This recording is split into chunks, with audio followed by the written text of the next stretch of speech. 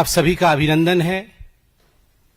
मैं जानता हूं कि आज सुबह जो प्रेस कॉन्फ्रेंस हो रही है, आप सभी को आने में थोड़ा समय भी लगा होगा, क्योंकि मोदी सरकार के समय जिस प्रकार से ऐतिहासिक निर्णय हो रहे हैं, रात भर पार्लियामेंट चल रहा है, स्वाभाविक रूप से सांसदगण तो काम कर ही रहे हैं, मगर पत्रकार बंधु भी मेहनत मुशक्कत कर रहे हैं, रात भर जग रहे हैं। उसके कारण आपका भी बहुत साधुवाद और अभिनंदन।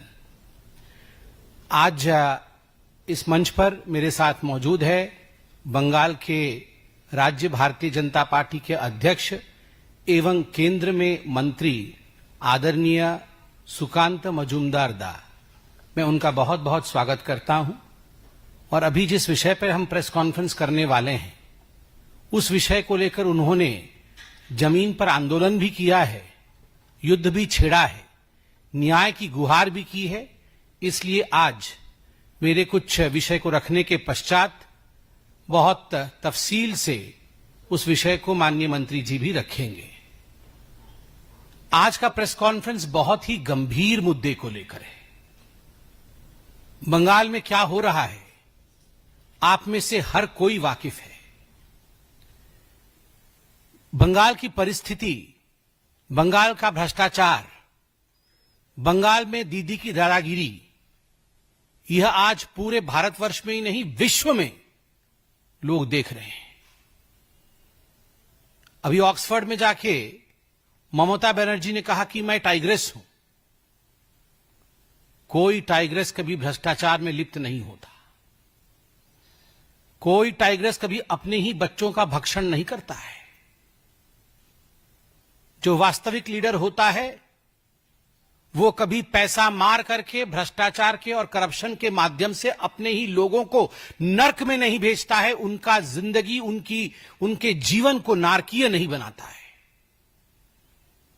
मगर बड़े दुख के साथ कहना पड़ रहा है कि ममता बनर्जी एवं उनकी सरकार ने बंगाल में जिस प्रकार से भ्रष्टाचार को अनलीश किया है, भ्रष्टाचार को खुलेआम छोड़ रखा है, आज उसका गाज लाखों लोगों के ऊपर पड़ा है।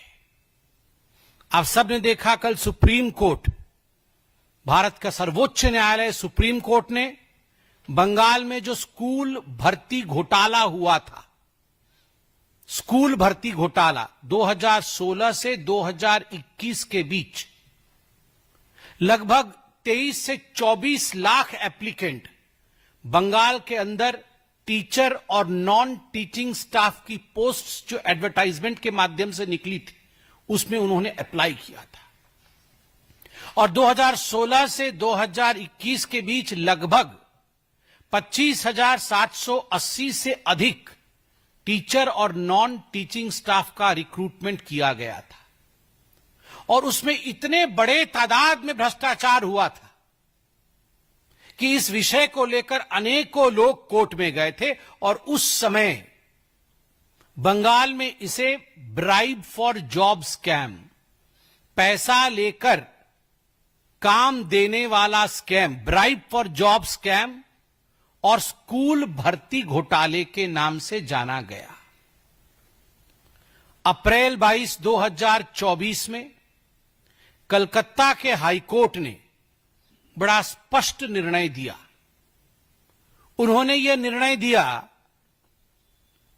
कि ये जो 25,780 रिक्रूटमेंट जिनकी हुई है, यह रिक्रूटमेंट प्रोसीजर फॉल्टी है, ये भ्रष्टाचार से मारा हुआ है, पैसा लेकर गलत तरीकों से ओएमआर सीट जो होती है, उस ओएमआर सीट जिसको कि ऑप्टिकल मार्क रिकॉग्नाइजेशन शीट कहते हैं, जब ये एग्जाम होता है तो इसकी शीट की इवैल्यूएशन होती है, उसको डिस्ट्रॉय कर दिया गया ताकि ये पता न चले कि कौन सही है और कौन गलत है, ताकि जो सबसे नीचे के पायदान पे जिस कैंडिडेट का मार्किंग हुआ है, उसको ऊपर लाके एक हायर रैंक में स्थापित किया जा सके।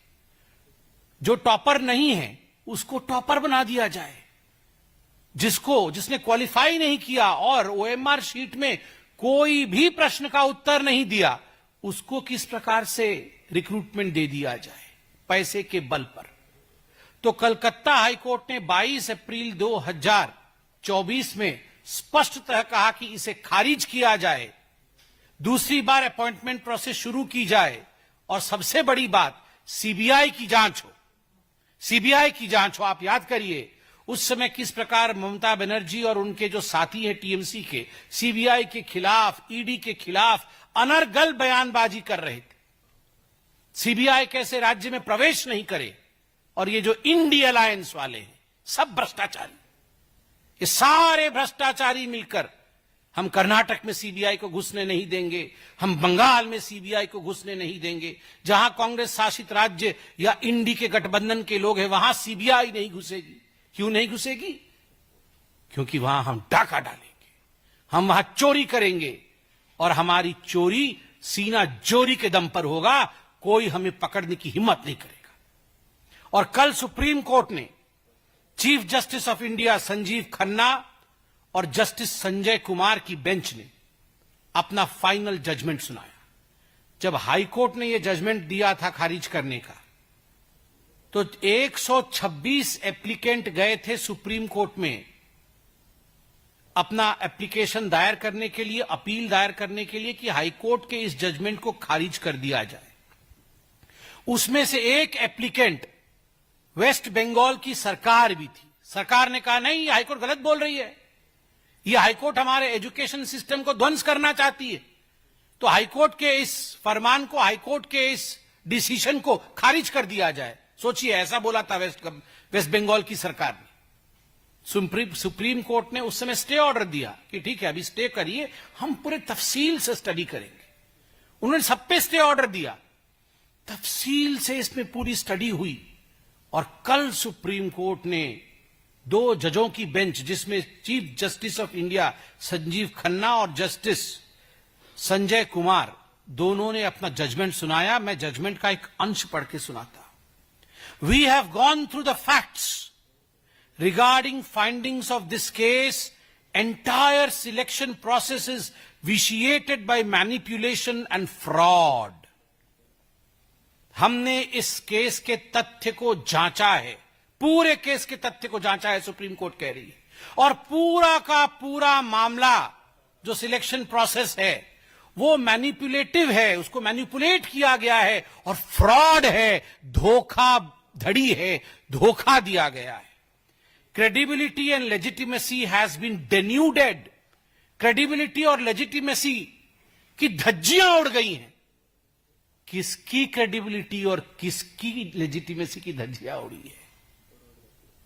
ममता बनर्जी की सरकार, वेस्ट बंगाल की सरकार और वेस्ट बंगाल की मुख्यमंत्री ममता बनर्जी की क्रेडिबिलिटी और उनकी लेजिटिमेसी की धज्जियां उड़ गई हैं।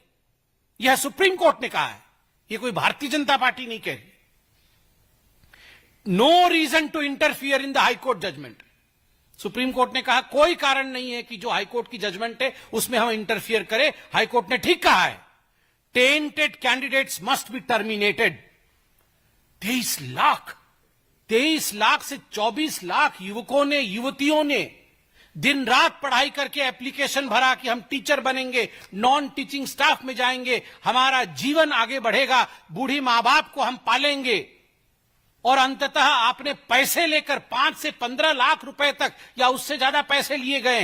मैं उस पर भी आऊंगा, एक एक कैंडिडेट से, और पैसे के दम पर आपने ये जो भर्ती किया है, ये टेंटेड कैंडिडेट्स को टर्मिनेट करना होगा, ये सुप्रीम कोर्ट ने कहा। Appointments were result of cheating and fraud. ये जो अपॉइंटमेंट हुआ है ये चीटिंग और फ्रॉड के नतीजे से हुआ है, धोखेबाजी से की गई है। ये सुप्रीम कोर्ट ने कहा है, ये कोई भारतीय जनता पार्टी नहीं कह रही है। आप सोचिए, अगर किसी और मुख्यमंत्री के लिए ऐसे शब्दों का उच्चारण डिस्ट्रिक्ट कोर्ट भी कर दी होती तो हाय हंगामा मच जाता। राहुल गांधी पजामा और टी शर्ट में ही आ जाते पार्लियामेंट। वो आए भी थे शायद कल परसों। वो पजामा टी शर्ट में आके बोलते डेमोक्रेसी खत्म हो गई, हत्या हो गई डेमोक्रेसी की, मुख्यमंत्री को गिरफ्तार करो, अरेस्ट करो, हिटलर है। कहां है भैया राहुल गांधी? कहां हो आप? कहां है ये इंडी वाले? आओ ना, ये डिस्ट्रिक्ट कोर्ट ने नहीं, सुप्रीम कोर्ट ने बताया है। और ऐसे रिक्रूटमेंट स्कैम्स के लिए याद करिए, हरियाणा में पूर्व में मुख्यमंत्री जेल गए हैं, जेल। दीदी जेल जाएंगी, अलबत्त जाएंगी।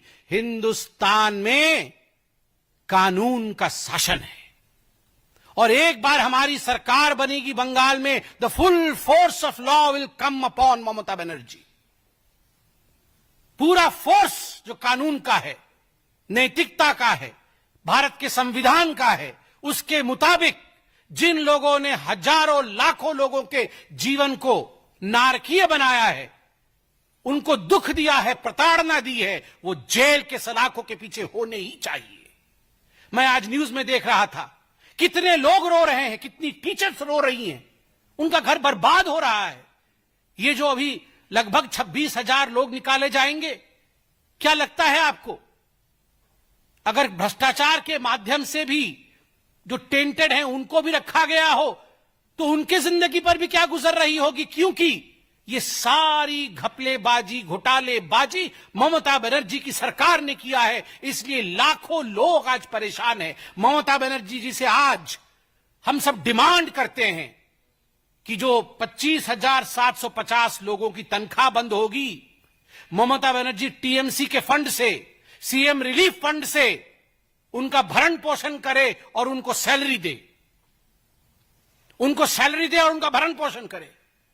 और ममता बनर्जी ने कल कहा है सुप्रीम कोर्ट के इस जजमेंट के पश्चात कि ह्यूमैनिटेरियन ग्राउंड में, ऐसे ह्यूमैनिटेरियन तो ग्राउंड तो वो समझती ही नहीं, ह्यूमैनिटेरियन ग्राउंड पे मैं सुप्रीम कोर्ट की जजमेंट को नहीं मानूंगी। I will not comply by the orders of Supreme Court. मैं नहीं मानती हूं, मैं खारिज करती हूं सुप्रीम कोर्ट के ऑर्डर को। मेरा सुप्रीम कोर्ट से भी सविनय निवेदन है कि ऐसे विषयों को सुओ मोटो उठाना चाहिए और contempt of court Mamata Banerjee और तृणमूल कांग्रेस की सरकार पर लगना चाहिए। किसी मुख्यमंत्री की हिम्मत हो सकती है ऐसे, वो सुप्रीम कोर्ट के लिए कहे कि हम सुप्रीम कोर्ट के ऑर्डर को नहीं मानेंगे? This is Hitlership. यह होता है डिक्टेटरशिप, यह होता है हिटलर बनना। जब कोई व्यक्ति उठकर कह दे कि मैं सुप्रीम कोर्ट को नहीं मानती, मैं सुप्रीम कोर्ट के जजमेंट को नहीं मानूंगी, यह होता है डिक्टेटरशिप। और इसलिए इस तालिबानी डिक्टेटरशिप शासन के खिलाफ आज बंगाल की जनता को एक होने की आवश्यकता है। याद करिए, वो पार्थ चैटर्जी, सब लाया हूं मैं, वो पार्थ चैटर्जी जो गिरफ्तार हुए थे 2022 में, उस समय वो पार्थ चैटर्जी स्टेट के एजुकेशन मिनिस्टर थे। और स्टेट के एजुकेशन मिनिस्टर के साथ साथ कौन कौन गिरफ्तार हुए थे? MLA Manik Bhattacharya, MLA Jiban Krishna Saha, TMC leader Shantanu Kundu, TMC leader Kuntal Ghosh. सबसे मुख्य पार्थ चैटर्जी, मगर मेरे से भी गलत उच्चारण हो गया, सबसे मुख्य पार्थ चैटर्जी नहीं, पार्थ चैटर्जी का जो अरेस्ट मेमो है, मुझे पता नहीं आप में से कितने लोगों ने पार्थ चैटर्जी का अरेस्ट मेमो पढ़ा है। पार्थ चैटर्जी ने अपने अरेस्ट मेमो में लिखा है, your guardian and your relative, जिसके कहने पर आप काम करते हैं, उन्होंने लिखा है अपने हैंडराइटिंग से ममता बनर्जी, ममता बंदोपाध्याय, हमार गार्डियन। आप सोचिए, पथप्रदर्शक ममता बनर्जी, আমার গার্ডিয়ান মমতা ব্যানার্জি, আমার रिश्तेदार, আমার रिलेटिव ममता बनर्जी, ममता दीदी। ये उनके अरेस्ट मेमो में लिखा हुआ है, आप जाके देखिए अरेस्ट मेमो। अरे जो पथ प्रदर्शक है, जो मार्गदर्शक है, जिसके कहने पर आपने ये घोटाला किया, वो पार्थ चैटर्जी जेल के अंदर है, तो दीदी जेल के अंदर क्यों नहीं? ये फोटो देखिए, ये पार्थ चैटर्जी, पार्थ चैटर्जी के साथ जो मोहतरमा खड़ी है उनका नाम अर्पिता घोष है। आप सब जानते हैं अर्पिता घोष उनकी एसोसिएट थी। और ये जो नोटों की गड्डी 2 बार रेड हुए और कुल मिलाकर के 49 करोड़ रुपया, अर्पिता मुखर्जी ये अर्पिता मुखर्जी उनकी एड है, क्लोज एड। अर्पिता मुखर्जी के घर में भी रेड हुए, अनेकों और जगह रेड हुए। 49 करोड़ रुपए ईडी ने रिकवर किया इस रेड में। आप अभी जो मैंने बताया अरेस्ट मेमो में क्लोज रिलेटिव एंड मार्गदर्शक, देखिए ये चिन्ह दोनों मार्गदर्शक से मार्गदर्शन ले रहे हैं। आप देखिए फोटो अच्छे से देखिए, इसको छापिए भी। ये देखिए क्या करना होगा, पूछ रही हैं दीदी से पार्थदा। पार्थ जी पूछ रहे हैं, दीदी बोल रही है सब घोटाला करो, सब घोटाला करो, ये पैसा टीएमसी में जमा करो। यही बात हो रहा है। यहां देखिए, ये देखिए वही चल रहा है दोनों के बीच खुसुर फुसुर, किस प्रकार करोड़ों रुपए हथियाया जाए। ये दोनों देखिए जरा, गार्डियन एंड क्लोज रिलेटिव दोनों की फोटो। और ये देखिए जनता की गाढ़ी कमाई और जनता की गाढ़ी कमाई के क्या यहां हश्र किया गया है। अरे ऐसे तो हमारे घर में झाड़ू मारेंगे तो गंदा कागज भी इतना नहीं निकलेगा। मतलब अभी गंदा कागज भी इतना नहीं निकलने वाला है। और हम लोग सब पॉलिटिकल लोग हैं, हमारे घर कई अखबार आते हैं, हम अखबार का ढेर भी लगा देना एक महीना का तो भी इतना नहीं लगेगा। और ये सब 2-2 हजार रुपए के नोट है। आप देखिए जरा, 49 करोड़ और न जाने कितने कितने कहां छुपा रखे होंगे, इलेक्शन में बांट दिए होंगे। और ये किसकी खून पसीने की कमाई है? ये वो जो 24 लाख एप्लीकेंट आए थे, उन 24 लाख एप्लीकेंट की खून पसीने की कमाई है, खून पसीने की कमाई। मुझे अब सिर्फ इतना कहना है कि Mamata Banerjee has no right to stay in power now. Mamata Banerjee को कुर्सी छोड़ना होगा, ममता बनर्जी को रेजिग्नेशन देना ही होगा। वो ह्यूमैनिटेरियज्म की बात करती है, मानविकता की बात करती है, मां माटी मानुष की बात करती है। अगर उनमें इतना भी तनिक भर भी कहीं सेंस ऑफ रेस्पॉन्सिबिलिटी बाकी है तो तुरंत आज के आज ममता बनर्जी को रेजिग्नेशन दे देना चाहिए, नंबर 1। नंबर 2, स्पष्ट रूप से हम कहना चाहते हैं जिन लोगों को निकाला जाएगा उन लोगों को तनख्वाह देने का काम ममता बनर्जी की सरकार करे। नंबर 3, हम जानते हैं ये जो मुद्दा है ये आज बंगाल का ही नहीं पूरे भारतवर्ष का एक बड़ा मुद्दा है। और आज ही आप देखिएगा ममता बनर्जी कुछ ना कुछ ऐसे दंगे इत्यादि भड़काना शुरू कर देगी बंगाल के अंदर, ताकि किसी भी कीमत पर लोगों का नजर इस घपले से हट करके लोग अपने आप को बचाने में, लोग अपने आप को किस प्रकार से सुरक्षित रख के उस पर लगेंगे। Civil instigate fears among people. आप देखिएगा आज भय का वातावरण बंगाल में बना देगी वो, कुछ ना कुछ करेगी ऐसा जिससे वहां भय का वातावरण हो जाए। और मैं कहना चाहता हूं ममता जी से और टीएमसी से, कुर्सी खाली करो, कुर्सी खाली करो कि जनता आती है, चेयर खाली करो, जनगण आसछे, जनगण आसछे ममता दी, चेयर खाली करो। करते होबे, अन्य उपाय ना, करते होबे, चेयर खाली करते होबे। बहुत बहुत धन्यवाद। अब मैं आदरणीय केंद्रीय मंत्री, हमारे बड़े भाई और बंगाल के अध्यक्ष सुकांत दास से कहूंगा कि वो आपसे मुखातिब हो। सबको नमस्कार। माननीय संबित पात्रा जी ने पूरे विषय को विस्तृत रूप से आपके सामने रखा। कल इस घटना घटने के बाद, यानी सुप्रीम कोर्ट के आदेश आने के बाद, ममता बनर्जी मीडिया के सामने आई और सबको दोषारोपण किया, सबको दोष दिया। सुकांत मजूमदार से लेकर सीपीएम के नेताओं से लेकर जज को लेकर जुडिशियरी को लेकर, जैसे संबित पात्रा जी ने बताया कि क्वांटम ऑफ कोर्ट की हद तक, और वो भी एपेक्स कोर्ट ऑफ इंडिया, उसकी क्वांटम तक वो चले गई। लेकिन जिन्होंने पैसा लिया, जिन तृणमूल कांग्रेस के नेताओं ने पैसा लिया, ममता बनर्जी के लोगों ने पैसा लिया और ममता बनर्जी ने उनको बचाया, सुपर न्यूमररी पोस्ट बनाकर। कैबिनेट बैठी अलग से, यानी अगर स्कूलों में 1000 टीचर चाहिए तो जो लोगों को, टेंटेड लोगों को लिया गया, उनको बचाने के लिए 1000 से ऊपर 1500 पोस्ट क्रिएट किए गए, कैबिनेट बैठी थी। तो हमारी मांग ये है कि अगर कैबिनेट बैठ के अगर ये डिसीजन लेता है कि चोरों को बचाना है, जिन्होंने पैसा लेकर नौकरी खरीदा उनको बचाना है, तो उस कैबिनेट की जो हेड है, जिसके अनुप्रेरणा से बंगाल में सब कुछ होता है, और वो पूरी कैबिनेट जेल के अंदर होनी चाहिए, जेल के बाहर नहीं रहनी चाहिए, क्योंकि पूरी तरीके से दर्शाता है कि इस कैबिनेट ने चोरों को बचाने के लिए काम किया। और ममता बनर्जी बचा सकती थी। देखिए, ये जो 26,000 लोग, लगभग 25,752 एकदम अगर सही बोले तो 3753, तो इन सब लोगों में सब टेम्पटेड नहीं है, सबने पैसा देके नौकरी खरीदा नहीं था। कल रो रहे थे टीचर, और ये इशू मेरे हार्ट के बहुत करीब है, क्योंकि मैंने अपनी जिंदगी का पहला नौकरी इसी एग्जाम देके मुझे मिला था, स्कूल सर्विस कमीशन। मेरे धर्मपत्नी जी अभी भी इसी एग्जाम देकर स्कूल में नौकरी करती है, पढ़ाती है।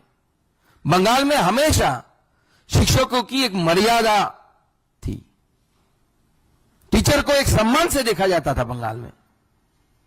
कल हम जब देख रहे थे कि ममता बनर्जी के कारण यूनिवर्सिटी टॉपर, गोल्ड मेडलिस्ट रो रही थी, बहुत सारे लोग रो रहे थे कि ईएमआई कैसे देंगे, परिवार को चलाएंगे कैसे, बूढ़ी मां बाप है, उनकी दवाई कहां से होगी।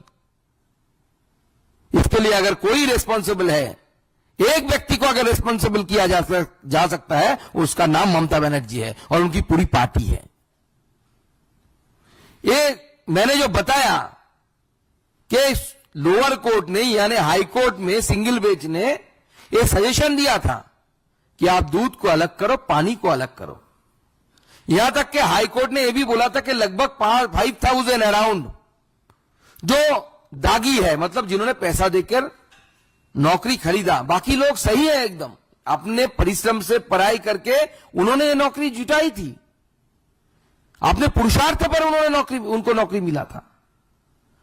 लेकिन ममता बनर्जी के जो एडवाइजर थे, उन्होंने उनको एडवाइस दिया कि आप अगर बचना चाहती है, तो अगर तृणमूल कांग्रेस के नेताओं को, जिन्होंने पैसा लिया हाथ फैलाकर, उनको बचाना चाहते हैं तो दूध और पानी को आप मिला दो।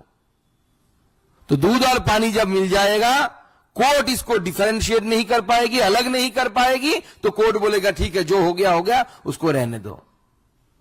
आप पासा उल्टा पड़ गया है।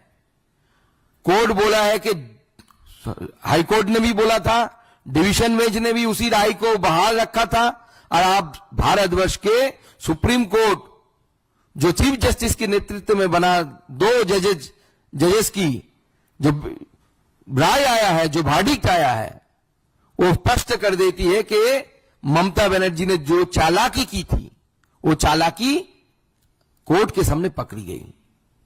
कोर्ट ने उल्टा बोला कि दूध और पानी अगर अलग नहीं किया जा सकता तो पूरा ही फेंक दो। लेकिन इस जो वर्डिक्ट आया है, इस वर्डिक्ट में हमारा सिर्फ इतना ही सवाल है कि लगभग 20,000 से ऊपर लोग, जिन्होंने परिश्रम करके जिनको नौकरी मिला, उनका कोई दोष होने के बावजूद उनका नौकरी जा रहा है। लेकिन टीएमसी के जो लीडर, जिन्होंने पैसा लिया, पैसा लेके नौकरी बेचा, मॉल बना दिया है ममता बनर्जी ने पश्चिम बंगाल में को।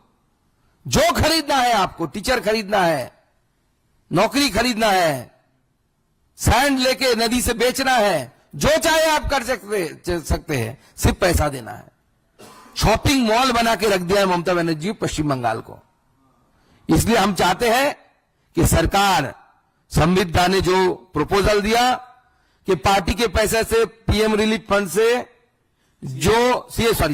फंड से जो योग्य है उनको पैसा देने की काम किया जाए, सीएम रिलीफ फंड से और टीएमसी की पार्टी से, क्योंकि पैसा टीएमसी की पार्टी के पास गया है।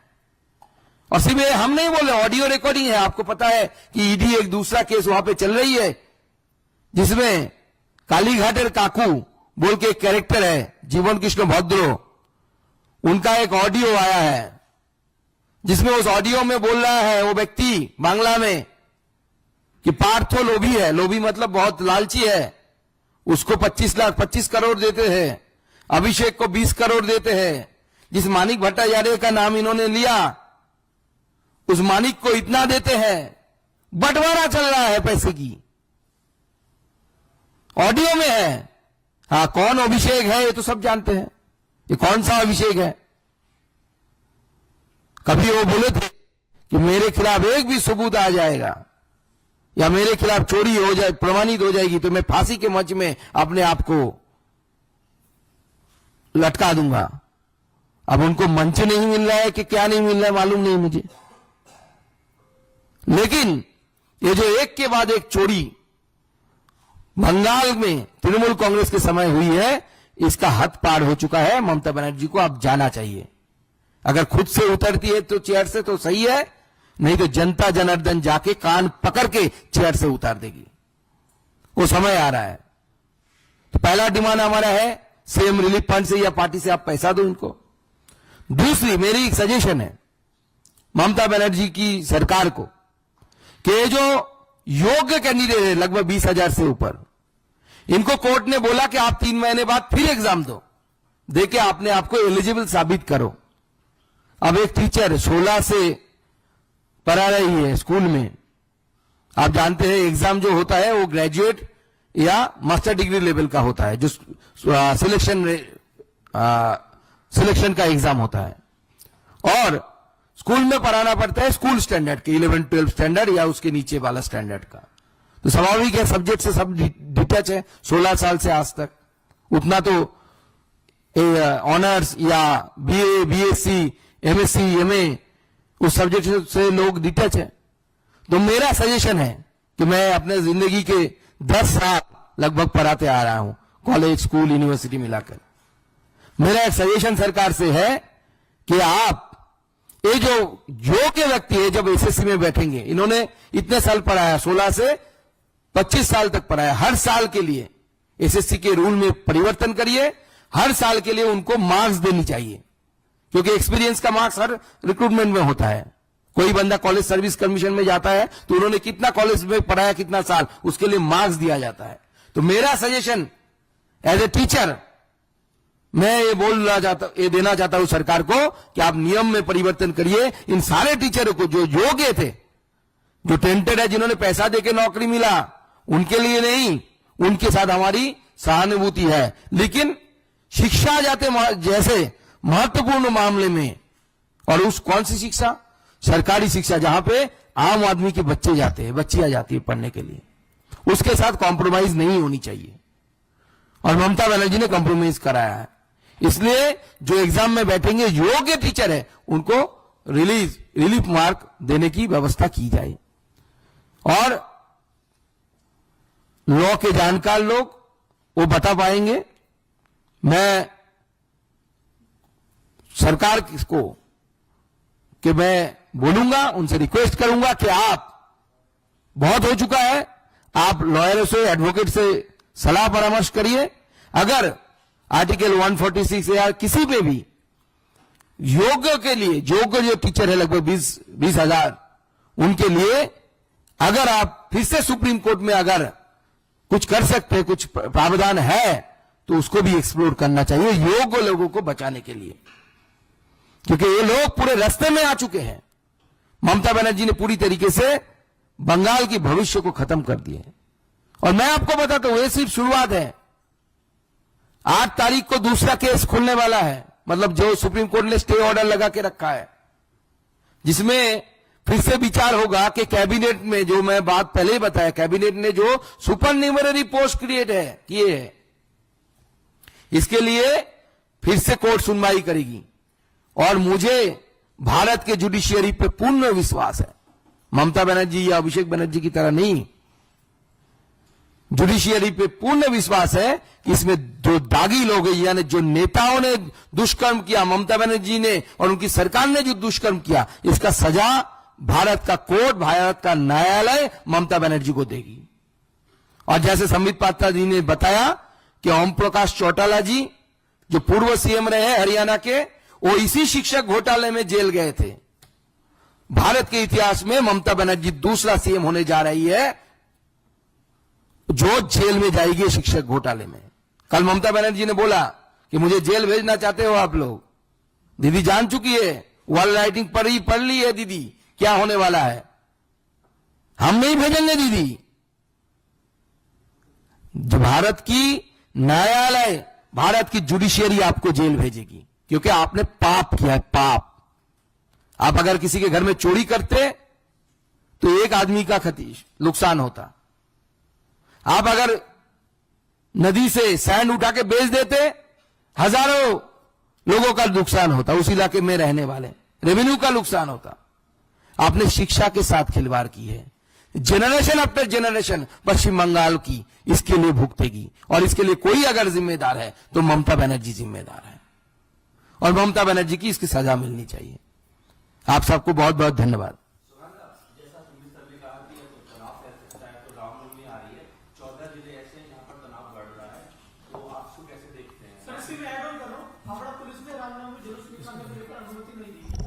देखिए, शुभेंदु दत्त जवाब देंगे ही, मगर मैं एक बात यहां स्पष्टतः कहना चाहता हूं। मैंने भी खुद कहा अपने प्रेस कॉन्फ्रेंस में कि ममता जी ऐसा प्रयास करेंगी कि एक ऐसा माहौल बने कि यह मामला दब जाए जो रिक्रूटमेंट स्कैम का है, और वहां एक अफरा तफरी का माहौल बन जाए।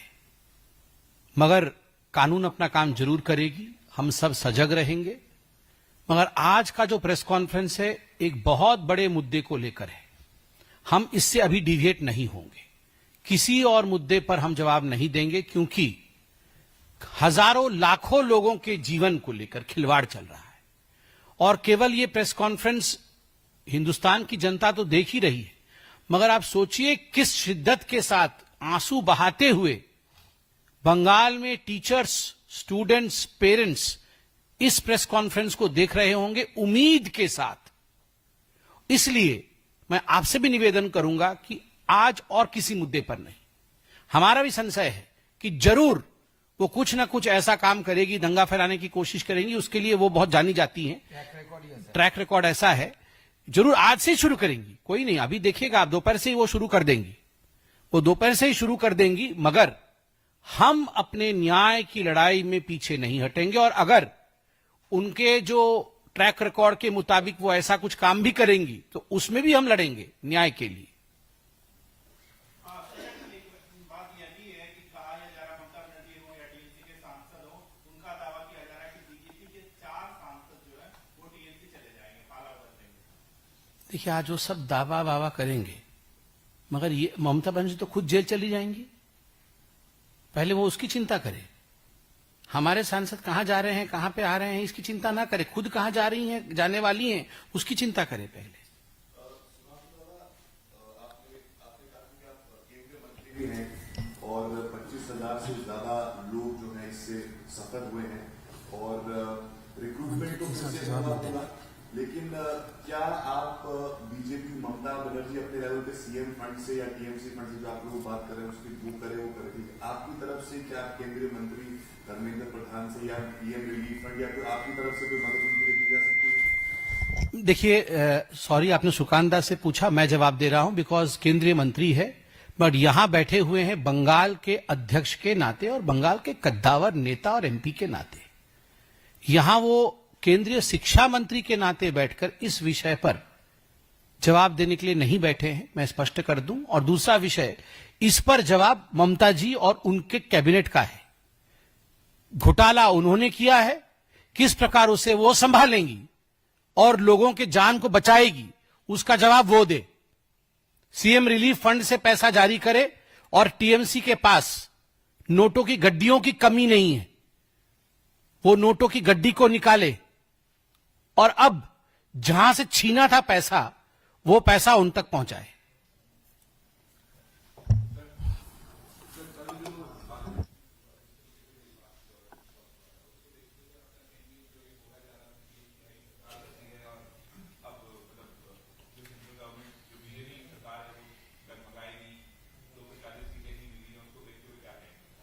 देखिए, 2 दिनों से भारत के सदन में जो इतिहास रचा गया है, चाहे लोकसभा हो चाहे राज्यसभा हो, वक्फ अमेंडमेंट बिल 2025 जिस प्रकार से दोनों सदनों में पारित हुई है और एक बहुत सघन चर्चा के पश्चात एक बहुत गतिशीलता के साथ मैं कहूंगा, मैं धन्यवाद देना चाहता हूं माननीय नरेंद्र मोदी जी का, जो हमारे आदरणीय यशस्वी प्रधानमंत्री है, जिन्होंने हमेशा रिफॉर्म्स की बात की है। मैं धन्यवाद देना चाहूंगा हमारे गृह मंत्री आदरणीय अमित शाह जी को, जिन्होंने नीर क्षीर, दूध और पानी को अलग अलग किया और जो सत्य था उसको सदन के दोनों पटलों पर इतने सुंदर तरीके से रखा कि किसी प्रकार का भ्रम देश के किसी भी कोने में, किसी भी जाति, धर्म और संप्रदाय में ना फैले। और मैं धन्यवाद देना चाहूंगा किरण रिजिजू जी को, जिन्होंने इस पूरे विषय को बहुत अच्छे तरीके से प्रतिपादित किया। This only shows that the Narendra Modi government firmly stands with reform and resolve. Reform, resolve and responsibility. These 3 R's. This is what Narendra Modi government stands for. तमाम बड़ी खबरों के लिए बने रहिए किन्नी टाइम्स के साथ। वीडियो को लाइक करें, चैनल को सब्सक्राइब करना ना भूलें।